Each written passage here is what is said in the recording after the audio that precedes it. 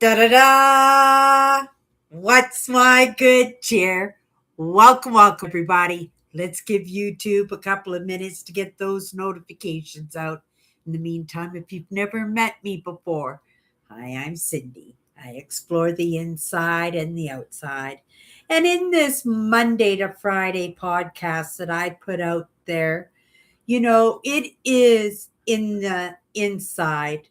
I am only human. And in this experience, you know, part of this is my joy of my creation, of my brand, of my channel.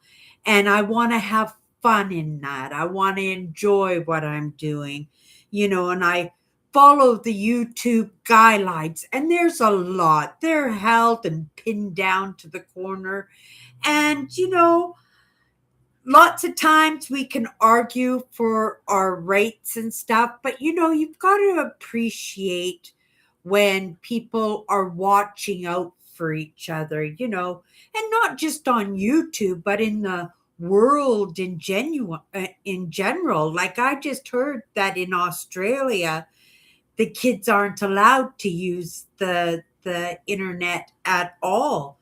Like I think that's actually a pretty good idea. Life should be discovered. It shouldn't be just happened on to in a right. It there should be a story and an experience that you have and the things that you discover in your life. And there are some things in life that are important and are special, right? And it's unfortunate because there's also information out there that helps us out or helps the kids out. There are the teenagers out. Hello, Eugene. In being able to self protect. It's tough. We live in that world now that we do have to watch out for our well-being, who we hang out with, and if there's any way, and it's not in manipulation but in good influence, to get your children to hang around the right people, not the people, right, that you specifically want them to hang out with, but the values that that child stands for. And we have to take into consideration, our children might be living by different values because we truly are who we surround ourselves with. you know in my family, going back hundreds and hundreds and hundreds of years, like we had a family tree. My sister threw it in the garbage when my mother passed it away. She thought it was garbage. She threw it away. But it went all the way back to the 14th century.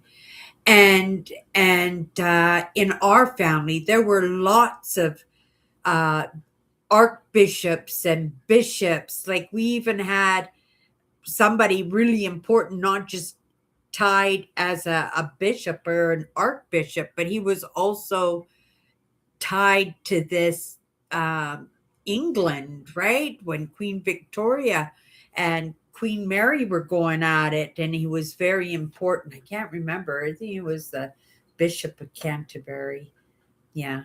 My nephew knows. He researched our history going all the way back. But what was the reasoning? And I see, this is what happens to me when I do travel off the side branches. I love traveling down the side branches. When we I'm going to just stop where I was and go off. We miss so much in life because we don't pay attention. And that was the case with me too, growing up. I wish there was opportunities for me to sometimes go back to some of those moments and have those conversations with my father that I know he would have been absolutely enthralled to have. But I wasn't woke to any of these ideas. And I would have had so many questions for him.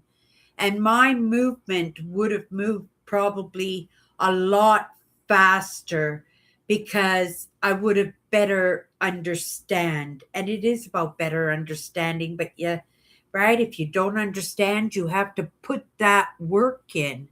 But sometimes we can learn vicariously through somebody else's experience, right? Or when we ask those questions, that we just get that information, that we don't have to have that experience ourselves. And sometimes those experiences are tough, right?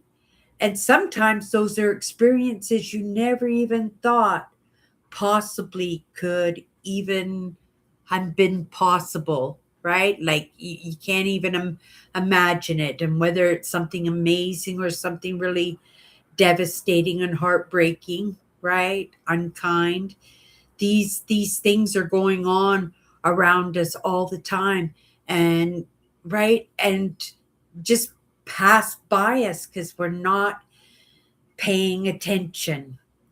I try to pay attention, but again, I'm only human, and you know, in considerations, I've never had an inkling of any of this, up until 7 years ago. And yes, I'm a student, but in being a student, there is a lot of catching up, and I don't want to miss the lessons, and I don't want to skip the lessons. I just don't, especially when I'm sharing my experience in the optimistic idea that somebody else might, you know, perceive me as the evidence that, you can make these kind of movements and not have a crazy town kind of life. But again, it's only from one perspective, from my perspective. Can you imagine? I couldn't even imagine doing what I'm doing right now if I had kids, if I was running after the kids and solving problems and in the households and stuff, that I was running that way. I'm able to apply myself, and I give credit because there's a lot of really amazing women that I do follow, and men that do have those busy lives as parents, and they're still making that movement for themselves, right? And it might not be 100 miles an hour. It might be 100 miles an hour. I'm not going to stereotype that, right? But to each one of our, is it a choice for ourselves? And I'm just like in admiration of anybody, who does have children, does have busy lives, and they do dedicate their lives to contributing, right? And it's not to diminish what I bring to the table, but I bring something different, and that is that idea of living vicariously through other people's experiences. And my probably expertise is in dynamic families. And we, a lot of us have those dynamic families, but it's when those dynamic families impact us in a way that it makes us have uh hiccups, right? Along the way, things that we carry into our future as adults. And for lots of people, you'd look at that and go, "Oh my goodness, that's so silly. That's the silliest thing ever," right? And for another person, that might be the absolute scariest thing in the whole world. And it's just being sympathetic to each person's capacity. Just because they have a zero capacity for one aspect of their life, and it's usually traumatic based, it's something that traumatized us, and it's always great to practice and dip our toes in those experiences, because if we can resolve a lot of issues for ourselves that do trip us up, but sometimes we can't, right? So we have um, a weakness in that, but we can build up on the strengths that we do have. And that's what I keep appreciating about myself, is recognizing where I'm not strong, recognizing where I could be strong with that little bit of push, that little bit of cheerleading. And I'm not just saying that cheerleading by myself, because I cheerlead myself all the time, right? But in that camaraderie or that companionship of another person. And again, no two people are like, we're all uniques, and we're all going to butt heads with each other, even in with the people that we do care about, right? But we just got to be able to find the qualities that are most important to not fill our gaps, but to fill our gaps in that partnership, like us doing that work too. Sometimes we need a little help along the way, and for the first right, and for the first while, when you're teaching your kid how to ride a tricycle with the training wheels, you stand behind him and you hold his shirt and kind of move him along. But after a while, you just let go and you just let them do it, right? And that's the kind of idea in that partnerships with people who care about each other, right? Yes, you support each other, you help each other, you teach each other, right? But at the same time, it's about filling up our own gaps. In the beginning, we're not always capable, and sometimes we think that maybe we'll never be capable. There are things, right, like the ask. That is just the worst thing ever. And I'm at that point where I don't even know if I can do that. But I know when I'm put in those situations of need, right, that I don't really have a choice. It's just like that. I don't cry over spilt milk, right? It's that same kind of idea, but in the way that right, you got no choice. It needs to be done. Do it, right? And so you don't waste time in that once you get that acknowledgement of that's what's going on, and then you just jump into it and you just do that. Okay, you guys, I'm trailing off all over the place. Let's grab my cards here. I'm sending off a little parcel to a friend who's been hanging out with me for the long time, and she got the prototype, right? And if I ever get these marketed, right, if I ever get them on the market, maybe they'll really hit it. And one day, that little prototype of the cards might be worth something. If not, it's got a lot of love that I put into making them and to learn by them too. A lot of positive energy too. There was absolutely no frustration in doing those cards. And actually, yeah, I remember it gave me content for a year.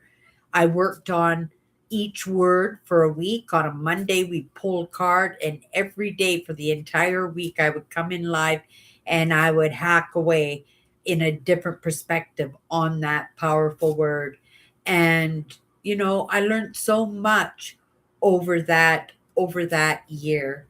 And I was happy when we were done with the cards, but ever since, it's still now a part of my brand. And lots of times we don't know. We attribute it to somewheres else. But you know what?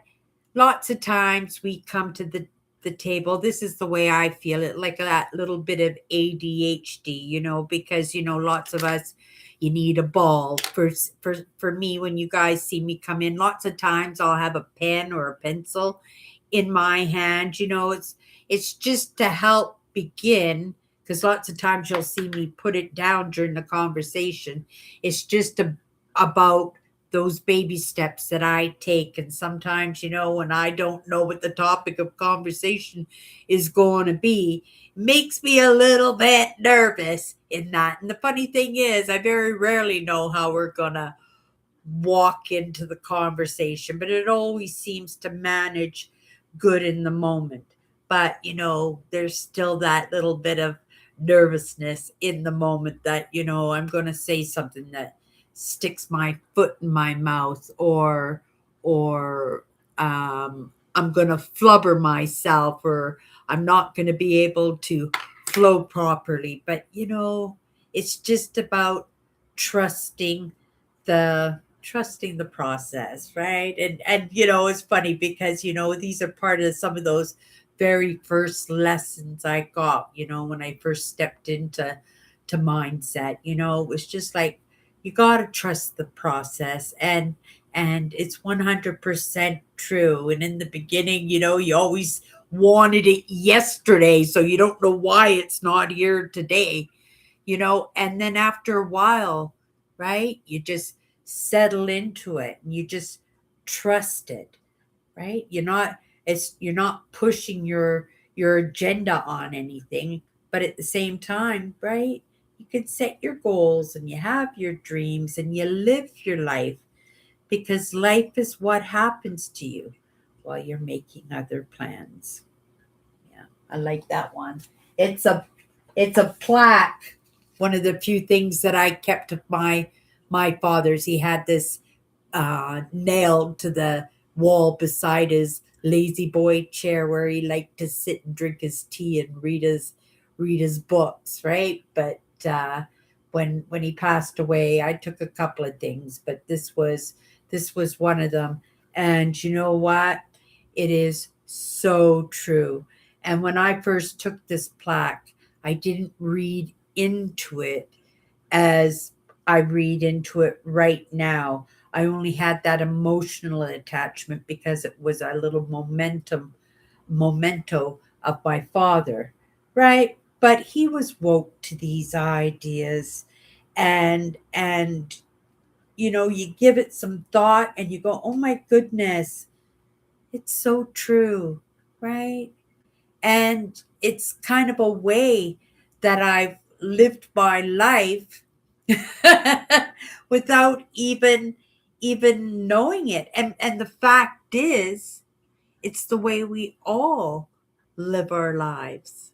We don't know it, right? Life is what happens to us while we're making other plans. So we don't forget that. We enjoy the moment. We want to always enjoy the moment, no matter what we're doing, even if it's hard work, right? I watch some of those YouTube creators that have ranches, and I'm going, "Oh my goodness, to run a homestead like that, there's no way that you could have a regular 9 to 5 job." But they got families, they got YouTube channels, and they got farms and ranches to run. It's pretty incredible, and it's pretty admirable if you think about it. Okay, you guys, let's just take a couple of minutes. We're going to get into the card here. If you don't know, 54 powerful words, they're just powerful words. But when I say just powerful words, it's just sometimes the way the word comes across our path during the course of a day. You know, it, like I was saying, just earlier in our live tonight, that sometimes it just comes by us, and we don't even notice it because we're not paying attention, and it happens so much. And I'd like to say I'm getting good at it, but I'm not getting good at it, but I am getting better at it. And that's something to appreciate, and it serves me so well. It makes me feel comfortable. It makes me feel safe in the moment that something or someone is kind of watching over things. And isn't that the idea, to have that kind of belief, right? Whatever the belief is, takes all kinds to make the world. Okay, you guys, here we go. First perspective. First thing that comes to my mind. Let's do this. This back one. Here we go. Oh, here's a good word, right? Perception. Perception is the learning process to a perspective. Lots of times, we go about our life and we're just following the leader, right? Just following the leader. And why are we following the leader? It's because that leader learned something. We didn't bother to learn it, but he's got the answer, or he thinks he has the answer. So we just follow them, and we just become a big line of ants that know their place and ranking in taking care of the anthill, right? In that process, if you know how they work. And watching ants is super, super, super interesting. If you've never watched, just go watch anthill. Just Google anthill videos, and right, you'll be able to see these colonies, and they're like mega empires going on, and they're very meticulous in how they go about it. But perception is the learning process to a perspective. And that's the thing, not to hold every single idea that we hear and hold it as a truth, right? It's my perception, right? It's something I perceive to be. That's changeable, right? And we have to be willing to be malleable in what we believe, because what we believe is lots of times just something we learn to believe because your parents believed. And I'm not trying to pull anybody away from beliefs or religions, because if you feel it in your heart, you feel it in your heart. That's where you're supposed to be, right? But you don't want to make yourself feel bad if you don't feel the same way. You don't have that same perspective as your parents or your grandparents. And lots of times, if we don't resolve that inside of ourselves, it can bring about resentment and butting heads with cultures and traditions, and we create uh, bad feelings within family. I'm a true believer. Even when the family is broken, there is, even though loyalties and betrayals, and there's all that. I come from a dynamic family. I get it, right? But if you think, how is anybody supposed to progress in getting better in our right in our evolution without being the example within their own family, right? And some of us don't get good examples, but if we understand, if we get it, maybe we can be those examples for them, right? And this is the way I think, but sometimes it's not really possible. You're just butting heads, and you're stirring the pot, and you're rubbing people badly in this impasse. We're 100% anti conflict, right? So it's only when that conflict hits us, then usually we react. We have something to contribute into that conversation, but otherwise, we are avoiding yeah, what might agitate others, what might make other people feel uncomfortable. The idea is that we want to make people feel comfortable. We want them to be able to trust, right? And sometimes to earn that trust, it's being truthful.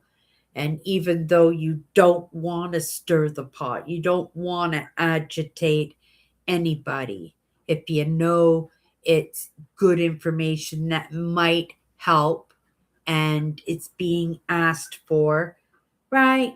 You have to step to the plate, right?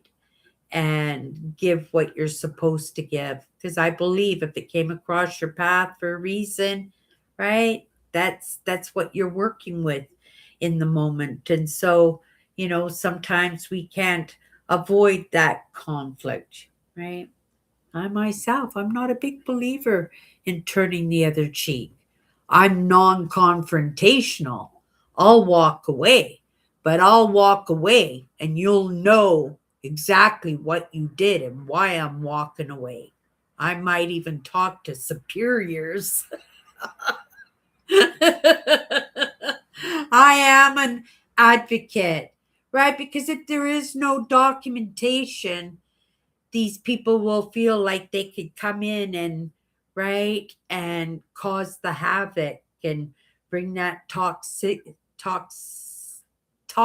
stuff into the workplace, and where sensitives and empaths are busting their butt to try to do a good job, but because somebody's not in a good mood, right, they want to bring everybody down to that state. I don't know. I trailed off on a branch on that one too. Something popped into my mind and I couldn't even remember what it is. But let's get back to this. Perception is the learning process to the perspective. So that's the idea, right? Just remember, perception is the process. That's yours. That's you learning about something, right? If you just step foot into say an Anglican church for the first time and you've been Baptist all your life, but there are no Baptist churches in your area, but you love Jesus, so you want to, right? So you go to an Anglican church and you're there for a couple of weeks and you go, oh, this is so amazing. I didn't understand that I could feel, because there's different perspectives. Sometimes Jesus is right putting his foot down and condemnation and you're going to hell. And sometimes, right, it's all peace and love and, right, cotton candy and sprinkles, right? And so be able to take in somebody else's perspective might lead you to your own perspective, right? So if you're not quite comfortable in where you're sitting in your religious, political ideas, whatever ideas within your own family, that's you can consider as a perception, because you're just in the process of learning and digesting it for yourself, right? And also that you could still consider that a perspective, but if you consider that a perspective and that's your belief, if you can have that trait of willingness, right? That if something came across your path, you would be willing to listen to it, whatever it is, because you don't know what's for you until you actually feel it, like digest it. It hits you. And, that's when you could say, this is my perspective. This is what I believe. You can't budge me from this. And I have some of those too. And when you get those, you can't budge me from this, sometimes you end up butting heads. Okay, you guys, that's my good cheer. And we'll see you tomorrow. Eugene, thank you for popping in. Have a great night.